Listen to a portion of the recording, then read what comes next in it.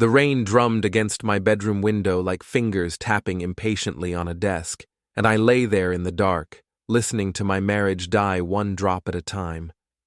It was past midnight when Laura finally stumbled through the front door, her heels clicking against the hardwood like a countdown timer to our inevitable explosion. I'm Jason Fairburn, and I used to think I knew my wife. 15 years of marriage, 2 daughters, a construction business I built from nothing, and a house that represented everything we'd worked toward together. Now, lying in bed, pretending to sleep while she fumbled around downstairs, I realized I'd been living with a stranger who wore my wife's face. The bedroom door creaked open, and Laura tiptoed across the room, reeking of expensive cologne that definitely wasn't mine. She'd been working late 3 nights this week, always dressed like she was heading to a cocktail party instead of reviewing employee files at the insurance company where she worked as HR director. "Welcome home, honey," I said quietly, not bothering to turn over. "How was your evening meeting with the quarterly reports?" She froze halfway to the bathroom. "Jason? I thought you were asleep." "Hard to sleep when your wife keeps banker's hours." I sat up and clicked on the bedside lamp. Laura stood there in a black dress I'd never seen before, her makeup still perfect despite the late hour. "Nice dress. New?" "It's just something I picked up." She avoided my eyes, fumbling with her purse. The meeting ran longer than expected. You know how these corporate things go. Her phone buzzed. Once, twice, then a longer buzz that meant a text message. Laura lunged for it, but not before I caught a glimpse of the screen lighting up with a message from someone named Scotty. "Scotty?" I asked, my voice deadly calm. "That's a new contact in your phone. It's just a colleague." But her face had gone pale under that expensive makeup. "I'd been in construction for 20 years. You learn to spot structural weaknesses before they bring the whole building down. My marriage had been showing cracks for months, but I'd been too busy working to pay attention. Now, sitting there in our bedroom at 12:30 in the morning, I could see the foundation had rotted completely through. "Laura, I've been doing some thinking lately." I swung my legs out of bed and stood up, noting how she instinctively stepped backward. "About us, about this house, about a lot of things. Jason, it's late. Can we talk tomorrow?" "No, I think we need to talk now." I walked over to my dresser and pulled out a manila folder I'd been keeping there for the past week. "See, I was reviewing some paperwork for the business, and I came across something interesting. A property transfer document with your signature on it." The color drained from her face completely.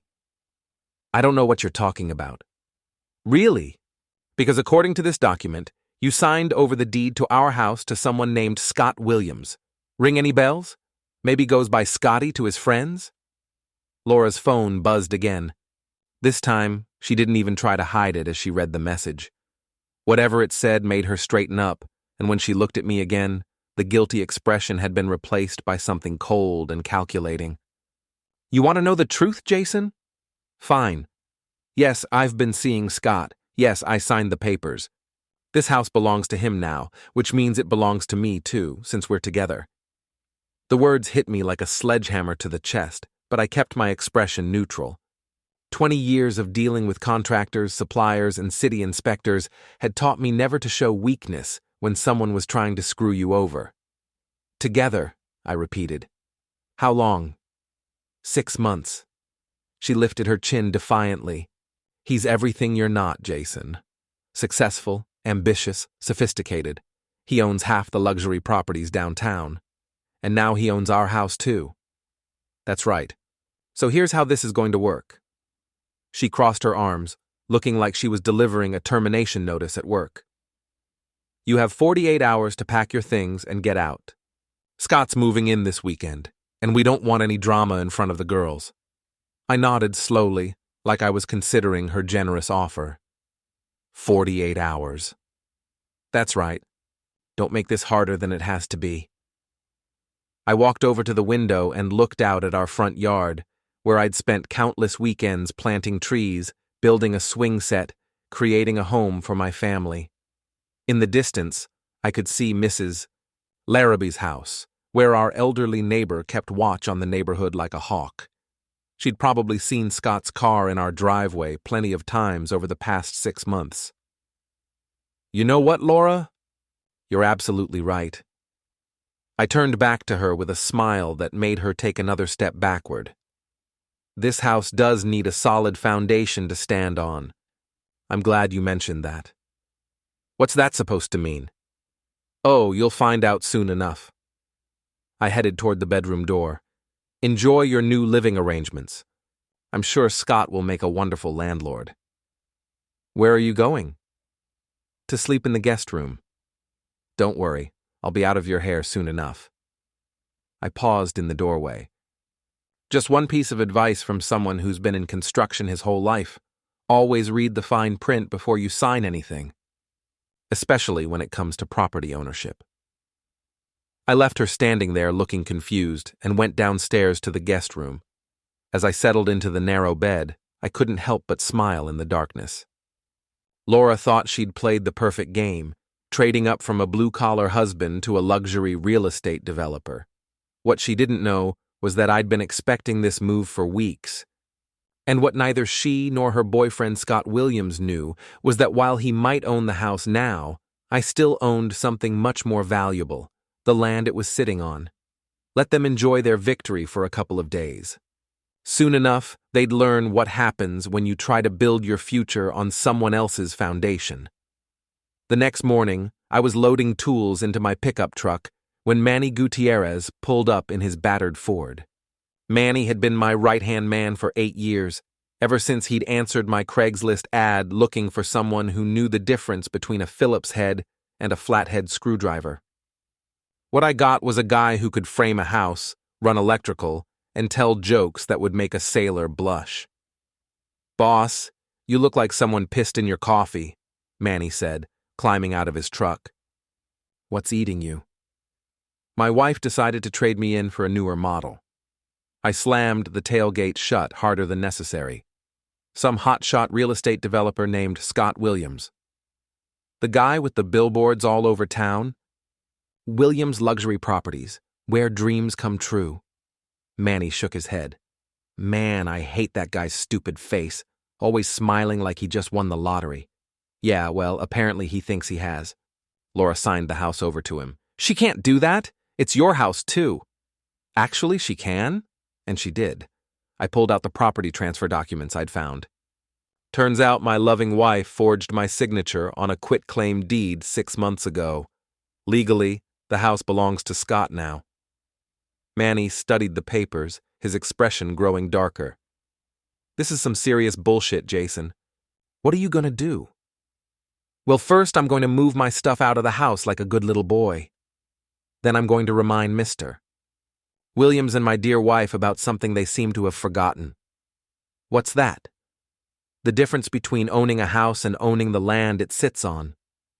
We drove to the construction yard, where I kept my office in a double-wide trailer, surrounded by equipment, building supplies, and half-finished projects. It wasn't much to look at, but it represented 20 years of back-breaking work and smart business decisions. Unlike some people, I'd built my success the hard way. I pulled out a metal filing cabinet and started digging through property records, permits, and legal documents. After 20 minutes, I found what I was looking for, the original land lease agreement I'd signed when we bought the house. Here it is, I told Manny, spreading the documents across my desk. When Laura and I bought the house 15 years ago, the previous owner had some kind of tax issue with the property. To make the deal work, we bought the house itself, but the land is on a 99-year lease.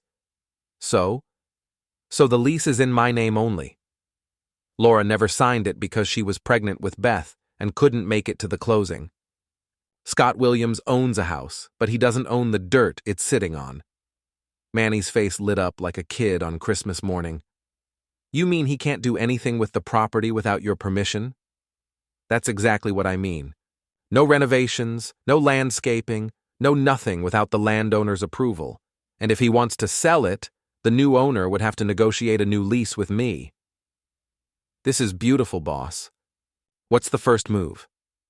Before I could answer, my phone rang. The caller ID showed my lawyer's office. Jason, it's Bill Green. I just got a call from Scott Williams' attorney. Apparently, your wife's new boyfriend wants to make sure there are no legal complications with the property transfer. Is that so? He's asking about liens, outstanding permits, that sort of thing. I told him I'd need to review all the documents before I could give him any assurances. Bill, I need you to do me a favor. Pull the original land lease agreement from when we bought the house. I think Mr. Williams is going to find those documents very interesting. I'll have them by this afternoon. Jason, are you okay? You sound different. I'm fine, Bill. Actually, I'm better than fine. I'm about to get an education in property law.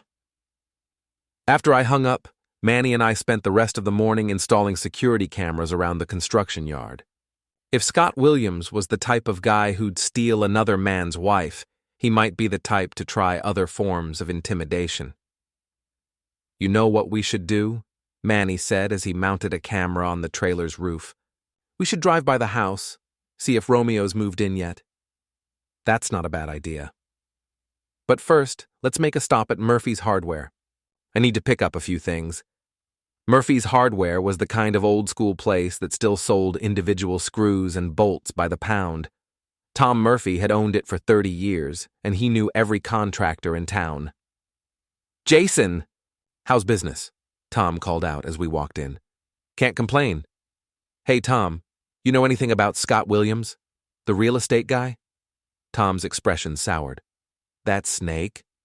He tried to buy the building I lease for his office expansion. When I wouldn't sell, he started spreading rumors that I was going out of business. Cost me 3 regular customers before I could set the record straight. Sounds like a real prince. He's got money, I'll give him that. But he's the kind of guy who'd sell his mother's wheelchair if the price was right. Tom leaned across the counter. Why? You having trouble with him? You could say that. He's dating my wife. Aw, hell, Jason. I'm sorry to hear that. Don't be. I'm about to teach both of them a lesson about reading contracts before they sign them. We bought what I needed and drove toward my house. Former house, I corrected myself. As we turned onto Maple Street, I could see a silver BMW parked in my driveway. Scott Williams was already making himself at home. There's the bastard, Manny muttered. I parked across the street and studied the scene. Scott was standing on the front porch talking to Laura, gesturing expansively like he was showing off his latest acquisition. He was exactly what I'd expected. Tall, tan, with perfectly styled hair and clothes that probably cost more than most people made in a week. He looks like a game show host, Manny observed. Yeah, and he's about to find out what's behind door number 3. As we watched, Scott pulled Laura into his arms and kissed her right there on the porch. My porch, where I'd kissed my wife goodbye every morning for 15 years. Where I'd taught my daughters to ride bikes and carve their initials into the railing when they were little. Something cold and hard settled in my chest, but it wasn't sadness. It was pure, calculating fury. Boss, you okay? I'm perfect. I started the truck and pulled away from the curb. Come on, let's go get some lunch. I want to hear what people are saying about Scott Williams around town. We ended up at Rosie's Diner, where the coffee was strong and the gossip was stronger. Within 10 minutes of sitting down, I'd learned that Scott had a reputation for aggressive business tactics, that he'd been divorced twice, and that his luxury car dealership had gone bankrupt 5 years ago. The guy's all flash and no substance, said Pete Morrison, who ran the local auto repair shop. He brings his cars to me when they break down, and let me tell you, he's always behind on his payments. Really? 3 months behind last time. I had to threaten to put a lien on his BMW before he coughed up the money. This was getting better and better.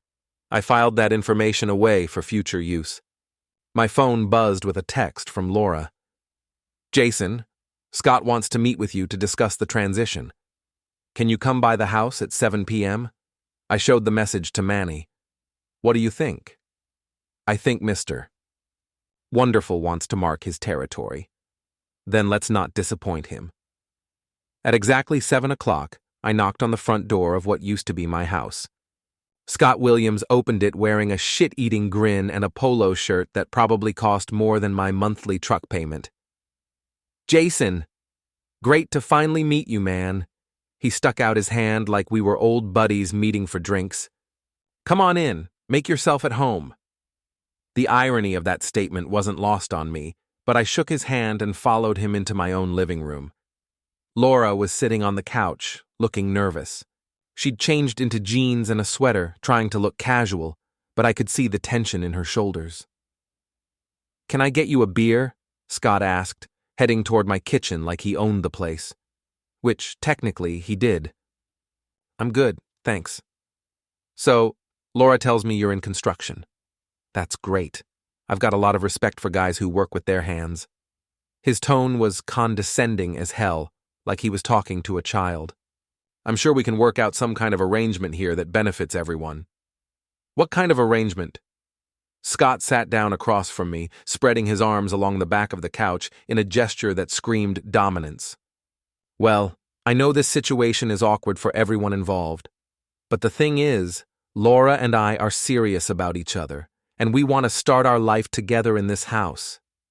"Your house," I corrected. "Right, my house. But I'm not unreasonable.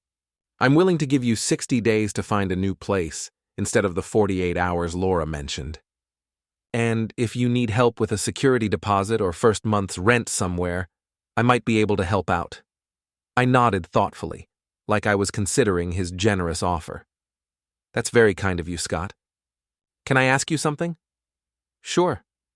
"How much do you know about property law?" His confident expression flickered slightly. "Enough." "Why?" "Just curious. See, I've been in construction for 20 years, and I've learned that the most expensive mistakes happen when people don't do their homework." I pulled out the land lease agreement and set it on the coffee table. "Like this document here." Scott leaned forward to look at the papers, and I watched his face change as he read. The cocky smile faded, replaced by confusion, then growing alarm. "What is this?" "That's the land lease for this property. 99 years, renewable, with me as the sole lessee." "I don't understand." "It's pretty simple, actually. You own the house, Scott, but I own the land it's sitting on, which means you can't make any changes to the property without my written permission." Laura looked back and forth between us like she was watching a tennis match. "What does that mean?" "It means," I said, standing up, "that your boyfriend bought himself a very expensive house that he can't renovate, can't landscape, and can't sell without my approval." Scott shot to his feet. "That's impossible. I had the property researched before I bought it."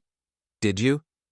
"Because if you had, you would have found out that the land lease includes a clause giving me the right to approve or deny any structural changes, additions, or modifications to the property." "You're lying." I pulled out my phone and called my lawyer. "Bill, it's Jason. I'm here with Scott Williams. Could you explain to him what a land lease means?" I handed the phone to Scott, who listened for about 30 seconds before his face went white. He thrust the phone back at me without saying a word. "Everything clear now?" I asked. "This is ridiculous," Laura said, jumping up from the couch. "There has to be a way around this." "There is," I said. "Scott can sell me back the house for exactly what he paid for it, and I'll tear up the lease agreement." "How much did you pay for it?" Laura asked Scott. $200,000, he said quietly. Laura's jaw dropped. "You paid $200,000 for a house that's worth maybe $120,000? I mean, the location is good, and with some improvements." "What improvements?" I asked. "Because according to the lease agreement, you'll need my written permission for anything more extensive than changing light bulbs." Scott's face was getting redder by the minute. "This is some kind of scam." "No, this is what happens when you don't read the fine print before you try to steal another man's life." I headed toward the door. "Enjoy your new house, Scott. Try not to change anything without asking permission first." "Wait!" Laura followed me outside. "Jason, We need to talk about this reasonably. Reasonably? I turned around to face her. You forged my signature on legal documents, moved your boyfriend into our house, and told me I had 48 hours to disappear from my daughter's lives. What part of that sounds reasonable to you? The girls don't have to be involved in this. They're already involved, Laura. You involved them the minute you decided to blow up their family for some smooth-talking con artist who overpaid for a house he can't legally improve. I got in my truck and drove away, leaving them standing in the driveway looking like they'd been hit by a freight train. In my rearview mirror, I could see Scott gesturing angrily while Laura tried to calm him down. My phone rang as I pulled into the construction yard. Jason, it's Diana. From the cycling club? I heard about what happened with Laura. I'm so sorry. Diana Mays was a single mom who'd joined our weekend cycling group 6 months ago. She was smart, funny, and had never once made me feel like I needed to apologize for working with my hands for a living. News travels fast. Small town. Listen, if you need a place to stay while you figure things out, I've got a guest room. No strings attached, just one friend helping another. That's really generous, Diana, but I'm okay. I've got the trailer at the worksite. The offer stands if you change your mind. And Jason? From what I've heard about Scott Williams around town, Laura might not have traded up as much as she thinks. After we hung up, I sat in the dark trailer thinking about my next move. Scott and Laura thought they'd won, but they'd only won the first round. I had bigger plans for both of them. My phone buzzed with a text from an unknown number. This isn't over. You can't hide behind legal technicalities forever. -SW, I smiled and typed back, You're right, it's not over. It's just getting started. 20 minutes later, I was parked outside Scott's downtown condo building, a gleaming high-rise that screamed new money. His BMW was in the parking garage, and I had a bag of tools and a very specific plan. I didn't damage his car. That would have been illegal. But I did remove all 4 valve stem caps and let the air out of his tires. Then I left a note under his windshield wiper. Next time, read the contract before you sign it. The landlord. As I drove home to my trailer, I couldn't help but laugh. Scott Williams had no idea what he'd gotten himself into. But he was about to find out. 3 weeks later, the whole neighborhood was buzzing about the annual 4th of July block party. It was a Maple Street tradition going back 15 years, the same 15 years I'd lived there, helping organize it, setting up tables, grilling burgers for the whole neighborhood. This year, I wouldn't be invited. I was working late at the construction site when Manny burst into the trailer, grinning like he'd just won the lottery. Boss, you're not going to believe this. I just talked to my cousin Rosa, who cleans houses in Scott's building. Guess who's been having loud arguments every night for the past week? Let me guess. Romeo and Juliet are discovering that love doesn't pay the bills. Apparently, Scott's been getting calls from creditors and Laura's been freaking out about money. Interesting. I leaned back in my chair. Anything else? Rosa says Laura's been crying a lot. And Scott's been drinking. A lot. My phone rang. It was Mrs. Larrabee, my elderly neighbor who'd been keeping me updated on the situation at my former house. Jason, dear, I thought you should know. They're planning to make some kind of announcement at the block party tomorrow. What kind of announcement? I heard Laura telling that awful man that it would be the perfect opportunity to show everyone how happy they are together.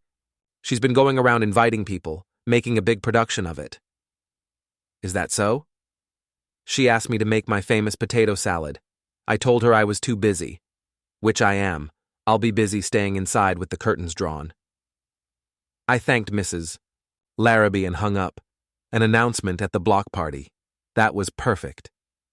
Manny, how do you feel about crashing a party tomorrow? I thought you'd never ask. The next morning, I called Diana. Hey, are you doing anything this afternoon?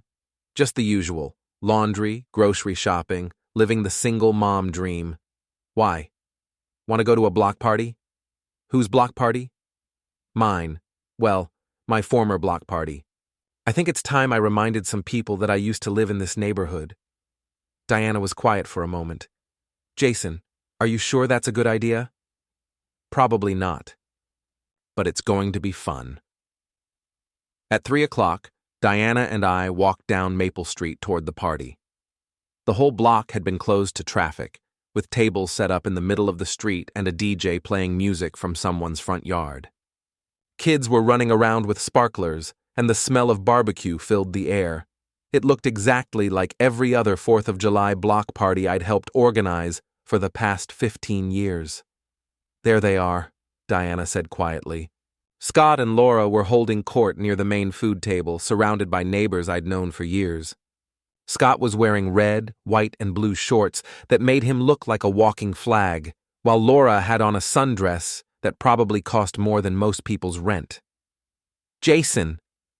I turned to see Tom Murphy walking toward us with a beer in his hand. Good to see you, buddy. I was hoping you'd show up. Wouldn't miss it, Tom. You remember Diana? Of course. How are you, sweetheart? As we chatted with Tom, I noticed several neighbors glancing in our direction and whispering. Word was spreading that I was here. Jason Fairburn. I turned around to find Scott Williams standing behind me, holding a beer and wearing an expression that was trying to be friendly, but missing by about a mile. Scott, nice shorts. Thanks. He looked at Diana with obvious interest. I don't think we've met. I'm Scott Williams. Diana Mays. I've heard a lot about you. All good, I hope. His smile was as fake as a $3 bill. Oh, very interesting, Diana replied with a sweet smile that could have cut glass. Jason, I'm glad you're here, Scott continued. Laura and I have been talking, and we think it's time to put all this unpleasantness behind us. We're all adults here. Absolutely. How are you enjoying the house? It's great. Really great. Although we've been thinking about making some improvements. Have you? What kind of improvements? Scott's confident expression flickered. Just some minor updates. Nothing major. That's good, because major improvements would require written permission from the landowner. But I'm sure you remember that from our last conversation. Right. Of course. Laura appeared at Scott's side, linking her arm through his in a gesture that was clearly meant to mark territory. Jason, I didn't expect to see you here. It's a neighborhood party, Laura. I lived in this neighborhood for 15 years, but you don't live here anymore. No, but I still own property here. That gives me certain rights. The tension was thick enough to cut with a knife, and I could see neighbors starting to gather around us like they sensed drama coming. Ladies and gentlemen, Scott suddenly called out, raising his beer in the air. If I could have everyone's attention for a moment. The DJ turned down the music, and conversations died as people turned to look at us. I want to thank everyone for welcoming me to this wonderful neighborhood, Scott continued, his voice carrying across the street. And I want to thank you all for being here today, as Laura and I share some exciting news. He pulled Laura closer and kissed her cheek. We're engaged. A few people clapped politely, but I could see the uncomfortable expressions on most faces. These people had known Laura and me for years. They'd watched our daughters grow up. This whole performance was making them squirm. That's wonderful, I said loudly enough for everyone to hear. When's the wedding? We haven't set a date yet, Laura replied, her voice tight. Well, I hope you're planning to have it somewhere other than the house. Scott's face darkened. Why would that matter? Oh, just because wedding receptions usually involve more than 50 people, and gatherings of that size require special permits from the landowner. I smiled at the crowd. Property law can be so complicated. What's he talking about? Asked Jenny Morrison, Pete's wife. It's nothing, Scott said quickly. Just a minor legal technicality. A technicality? I laughed. Scott, you bought a house but forgot to buy the land it's sitting on. That's not a technicality. That's a mistake that's going to cost you about $200,000. The crowd was murmuring now, and I could see people pulling out their phones to record what was clearly becoming the most entertaining block party in years. "You son of a bitch," Scott snarled, stepping toward me. "Careful, Scott. There are children present. You think you're so smart, don't you? Hiding behind your lawyers and your contracts. I'm not hiding behind anything. I'm standing right here." Scott shoved me, hard enough to make me stumble backward. The crowd gasped, and several people started shouting at once. "Scott, don't!" Laura grabbed his arm, but he shook her off. "This asshole thinks he can embarrass me in front of the whole neighborhood." "You're doing a pretty good job of that yourself," I replied, straightening my shirt. Scott swung at me. I saw it coming from a mile away and ducked, letting his momentum carry him past me. He stumbled and fell face first into the kiddie pool that the Henderson family had set up for their toddler. The splash was magnificent. Scott came up sputtering, his patriotic shorts soaked and his perfectly styled hair plastered to his head. Someone's phone camera flashed, capturing the moment for posterity. "Scott!" Laura rushed to help him out of the pool, but he was too busy glaring at me to appreciate her assistance. "You're going to regret this," he said, water dripping from his nose. "I doubt it." "I'll sue you for assault." "For what?" "You threw the first punch, Scott, and missed. There are about 50 witnesses here who saw you attack me." Pete Morrison stepped forward. "That's right. Scott started it. Jason was just defending himself." Other neighbors nodded in agreement. Scott looked around at their faces and realized that his big moment had turned into a public humiliation. "This isn't over," he said, pointing a dripping finger at me. "You're absolutely right," I replied. "It's not over. It's just getting started." Scott stormed off toward the house, leaving a trail of pool water behind him. Laura looked back and forth between me and the crowd of neighbors, her face red with embarrassment. "I hope you're happy," she said. "Actually, Laura, I am. For the first time in months, I'm exactly where I want to be." She followed Scott into the house, and the crowd slowly dispersed, everyone talking excitedly about what they'd just witnessed. "Well," Diana said, "that was certainly memorable. The day's not over yet." My phone was already buzzing with texts and calls. By tomorrow, the whole town would know that Scott Williams had taken a dive into a kiddie pool at a neighborhood block party. His reputation as a smooth, sophisticated businessman was going to take a serious hit. But that was just the beginning. I had bigger plans for Mr. Williams and my cheating ex-wife. The video of Scott's pool dive went viral by Monday morning. Someone had posted it on social media with the caption, "Local real estate developer makes a splash at block party," and by noon it had been shared 300 times. I was drinking coffee in my trailer when Manny burst in, waving his phone. "Boss, you gotta see this. The video's everywhere. Scott Williams is now officially the laughingstock of the entire county." "Good. That should help with the next phase of the plan." "What's the next phase?" Before I could answer, my phone rang. It was Bill Green, my lawyer. "Jason, I've got some interesting news about your friend Scott Williams." "I'm listening." "I did some digging into his financial situation like you asked. He's in serious trouble. The $200,000 he paid for your house? He borrowed it against his condo, and he's already 3 months behind on the loan payments." "How behind?" $12,000, and that's just the condo. He's got credit card debt, a car loan, and back taxes he owes to the state. The guy's leveraged up to his eyeballs. What happens if he defaults on the condo loan? The bank forecloses, and he loses everything, including the house, since he used it as collateral for the loan. This was better than I'd hoped. "Bill, I need you to do something for me." "What's that?" "I want to buy Scott's debt." "What do you mean?" "I mean, I want to contact his creditors and offer to pay what he owes them in exchange for them transferring the debt to me." Bill was quiet for a moment.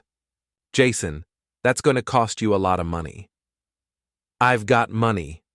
20 years of successful business, remember? And I've been living in a trailer for 3 weeks, so my expenses are pretty low right now." It's legal, but it's also risky. If Scott can't pay you back, you're out whatever you spent. Bill, Scott Williams destroyed my marriage and stole my house. I'm willing to take the risk. By Wednesday, I owned Scott Williams's debt. All of it. The condo loan, the credit cards, the back taxes, everything. It had cost me nearly $400,000, but I had it, and now Scott owed me instead of a bunch of faceless banks and credit card companies.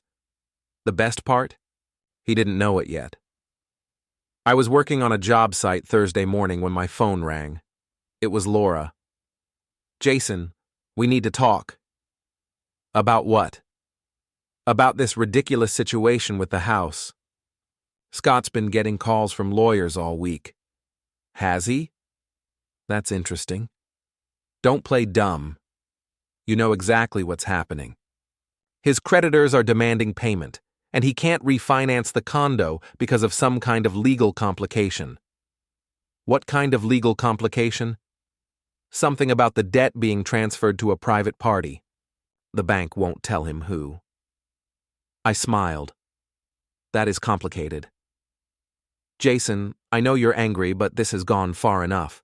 Scott's talking about declaring bankruptcy." "That would be unfortunate.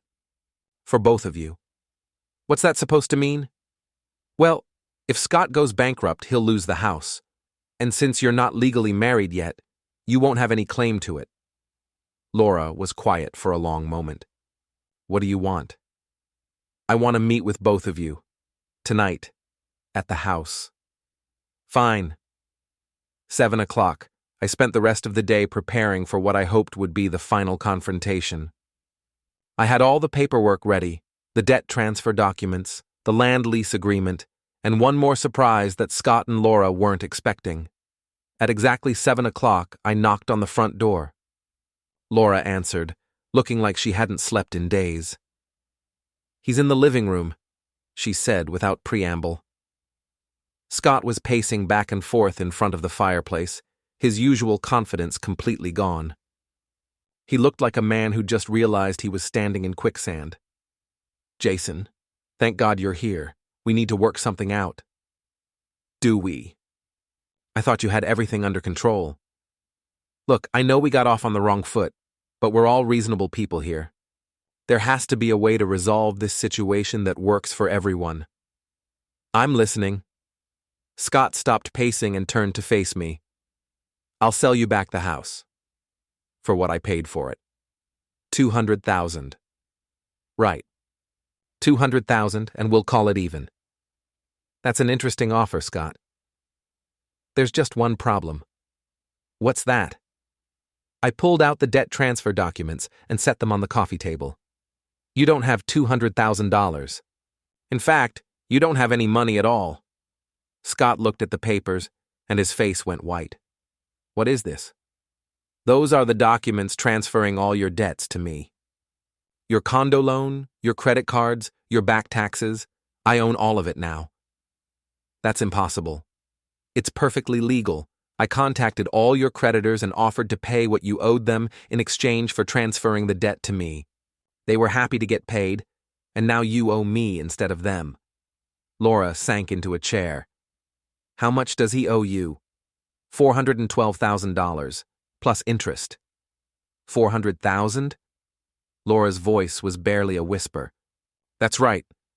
And unlike banks, I don't have to follow federal regulations about debt collection. I can demand payment whenever I want." Scott dropped onto the couch like his legs had given out. "You can't do this." "I already did it. The question now is how you're going to pay me back." "I don't have that kind of money." "I know, which means you'll have to sell assets to raise the cash. Starting with this house. But I paid $200,000 for it, and it's worth about $120,000 on the open market, assuming you can find a buyer who's willing to deal with the land lease complications." Scott put his head in his hands. "This is insane." "No, this is business. You gambled with money you didn't have and you lost." Laura looked back and forth between us. "There has to be something we can do." "There is," I said. "Scott can sign the house back over to me for $1 and I'll forgive $50,000 of his debt." $50,000? Scott's head snapped up.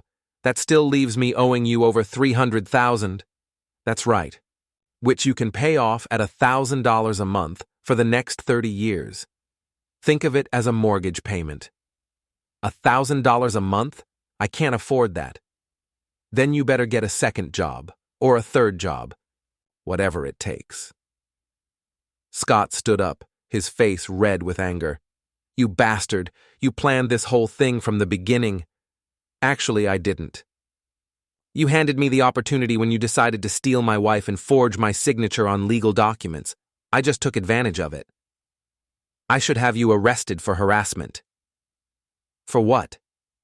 Buying your debt legally? Offering you a way out of bankruptcy? Scott, everything I've done is completely above board. Laura was crying now, quiet tears running down her cheeks. Jason, please. We made mistakes, but this is destroying both of us. You made your choices, Laura. Both of you did. Now you get to live with the consequences. I headed toward the door, then turned back. Oh, one more thing. I'll need you both out of the house by Sunday. I'm moving back in. You can't just throw us out, Scott protested. Actually, I can. The house belongs to me now, remember? You're going to sign it over tomorrow morning. And if I refuse, then I'll demand immediate payment of the full $400,000, and you'll be bankrupt by Monday. Your choice. I left them sitting there and drove back to the construction yard. My phone was ringing before I got to the trailer. Jason, it's Diana. I heard what happened. Are you okay? I'm fine. Better than fine, actually. Do you want some company? I could bring dinner. That would be great.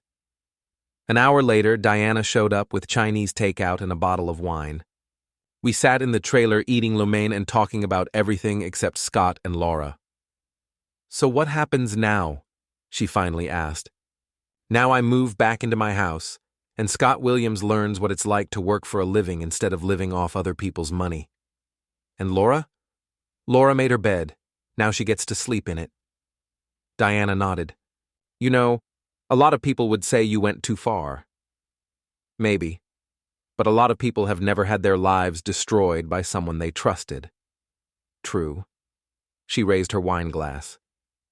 To new beginnings. To new beginnings. Friday morning, Scott Williams signed the house back over to me. He sat in Bill Green's office, looking like a man attending his own funeral, scrawling his signature on document after document, while Laura sat beside him crying quietly. This concludes the property transfer, Bill said, notarizing the final page. Jason, you're now the legal owner of both the house and the land. What about the debt? Scott asked, his voice barely above a whisper. You still owe Jason $362,000, Bill replied. Payable at $1,000 per month starting August 1st. And if I miss a payment? Then the full amount becomes due immediately, and Jason can pursue legal action to collect it. Scott nodded numbly. He looked like he'd aged 10 years in the past week. Where will you go? I asked Laura as we left the lawyer's office. I don't know. Scott's condo is being foreclosed on, and I can't afford my own place on what I make at the insurance company. You could try asking your parents for help. They won't even take my calls. They think I'm an idiot for leaving you. They're not wrong. Laura stopped walking and turned to face me. Do you hate me, Jason? No, I don't hate you. But I don't love you anymore either. You killed that when you decided I wasn't good enough for you. I never said you weren't good enough. You didn't have to say it. You showed it every time you rolled your eyes when I came home dirty from work. Every time you made comments about wanting a bigger house or a nicer car. Every time you looked at me like I was holding you back from the life you thought you deserved. That's not true. Isn't it? Scott Williams represented everything you thought you wanted. Money, status, sophistication. Too bad you didn't bother to find out it was all borrowed. Laura wiped her eyes. What about the girls? When will you tell them what happened? I'll tell them the truth. That their mother chose another man over their father. and that actions have consequences. They'll hate me. Maybe. Or maybe they'll learn something valuable about making smart choices and keeping their word. That afternoon, Manny and I moved my stuff back into the house. It felt strange walking through rooms that had been rearranged by Scott and Laura, seeing my furniture mixed with pieces I didn't recognize. "Boss, what do you want me to do with this?" Manny asked, holding up a framed photo of Scott and Laura at some fancy restaurant. "Trash." We spent 3 hours removing all traces of Scott Williams from my house. His expensive cologne, his designer clothes, his pretentious art books, all of it went into garbage bags and got hauled to the curb. "It's like he was never here," Manny observed. "That's the idea." My phone rang. It was Mrs. Larrabee. "Jason, dear, I saw you moving back in. I'm so glad you're home." "Thanks, Mrs. Larrabee. It's good to be back. I hope you don't mind me saying this, but that Williams man was terrible. Always revving his car engine at all hours and playing his music too loud. And the language he used when he was on the phone. I had to close my windows.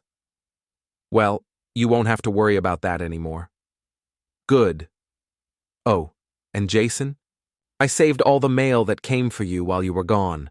There's quite a pile of it." That evening, I sat on my front porch going through 3 weeks' worth of mail. Bills, advertisements, business correspondence, the normal detritus of adult life. At the bottom of the pile was a hand-delivered envelope with my name written in Scott's handwriting. Inside was a single sheet of paper with a message scrawled in angry block letters. "This isn't over. You ruined my life, and I'm going to ruin yours." I showed it to Diana when she came by later with a bottle of champagne to celebrate my homecoming. "Are you worried?"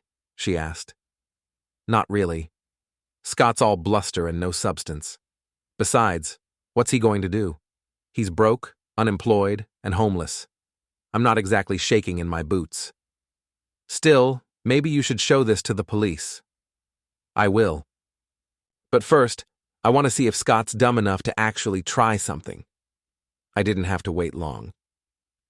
At 2 a.m, I was awakened by the sound of breaking glass. I looked out my bedroom window and saw Scott Williams standing in my front yard, holding a baseball bat and looking up at the house.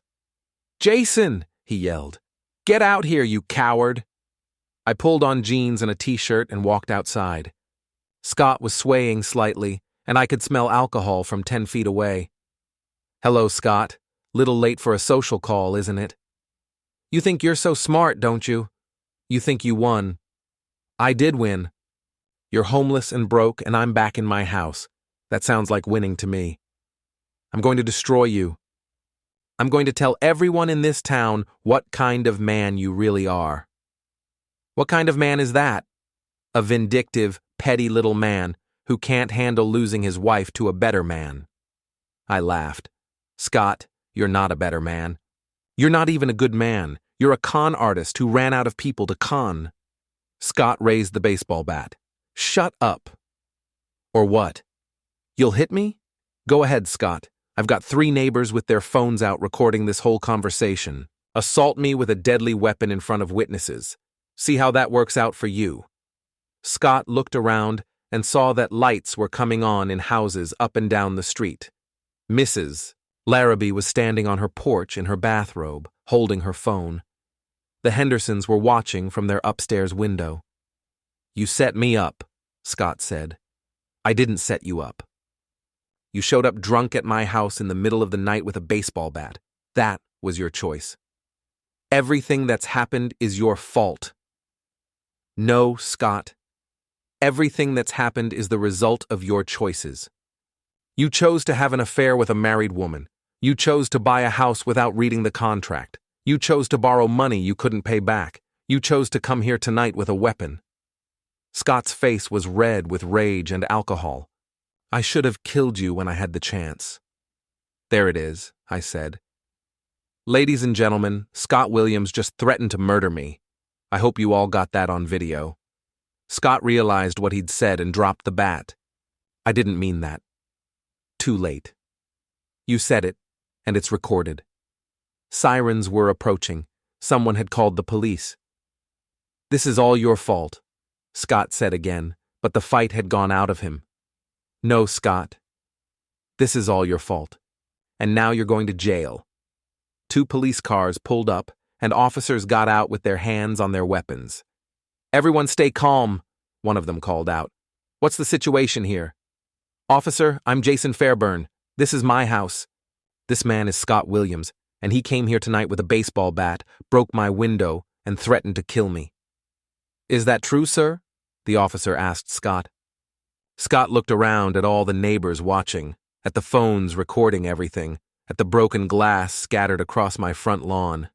His shoulders sagged in defeat. "Yeah, it's true. They arrested Scott for criminal threatening, destruction of property, and public intoxication. As they put him in the back of the patrol car, he looked at me through the window with pure hatred. "This isn't over," he mouthed. But it was over. Scott Williams was finished. The next morning, the video of Scott's arrest was all over social media. The local newspaper ran a story about the real estate developer's midnight meltdown. His professional reputation, what was left of it, was completely destroyed. Laura called me that afternoon. "I saw the news about Scott. Is he okay?" "He's in jail, Laura. He threatened to kill me in front of half the neighborhood. He was drunk. He didn't mean it. He meant it.